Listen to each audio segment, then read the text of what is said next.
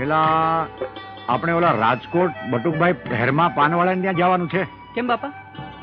એને વાલા આપણે વેણ આપ્યું છે, અને સાધુ જો વેણમાં ખોટો પડે ને તો એને લાંછન લાગે વાલા. આપણે અહીંથી સીધા વ્યા જઈ બટુકભાઈ ત્યાં, અને ત્યાંથી જ આવું આપણે બગદાણે. બરોબર ને?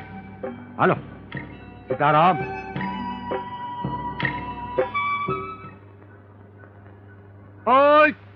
ઓય બટુકભાઈ. બાપા સીતારામ. સીતારામ સીતારામ વાલા. અરે બાપા, આમ અચાનક મને કેવડાવ્યું હોત તો હું તેડવા આવત. હવે વાલા તમને વેણ આપ્યું તું, પછી તમને તેડવા બોલાવાય? આવી ગયો, મારા રામની ઈચ્છા થઈ એટલે આવી ગયો તમારા ઘરે. ભલે બાપા, હાલો અંદર. શું છે બટુકભાઈ? અમે ગયા તા હતાધાર, એટલે પછી રસ્તામાં તમે યાદ આવ્યા. હા એટલે આવી આવ્યા. બાકી હવે મોજમાં? હાજી બાપા. દીકરો ક્યાં છે તમારો?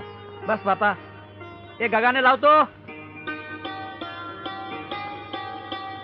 આપનો જ દીધેલ છે બાપા. અરે વાલા, ઈશ્વરનો, મારા રામનો આપેલો ભાઈ. સીતારામ. પેલા તમારું ઘર બહુ નાનું લાગે છે. બાપા, આપની કૃપા થાય તો મોટું થઈ જાય. મારી કૃપા હોય વાલા, કૃપા તો મારા રામ. બાપા, હવે આવ્યા છો તો થોડુંક રોકાવ ને. ના વાલા, બટુક, મારી તબિયત બરાબર નથી ભાઈ. આ તને વેણ આપ્યું તું ને એટલે આવી ગયો ભાઈ. મારા રામનો હુકમ થાય તો વળી પાછો આવીશ, અને આપણે મોજ કરશું.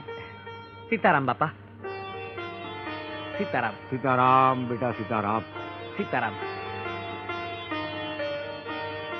લ્યો બટુકભાઈ. હા બાપા. અમે રજા લઈએ. ભલે બાપા. સીતારામ વાલા. સીતારામ બાપા. હવે તમે મઢીએ ક્યારે આવશો? આપનો હુકમ થાય એટલે આવી જશું. તમે મઢી આવો ને એટલે મારે આ બંડી દેવી છે. ભલે બાપા. સીતારામ બેટા. સીતારામ બાપા. સીતારામ બેટા. હે સીતારામ.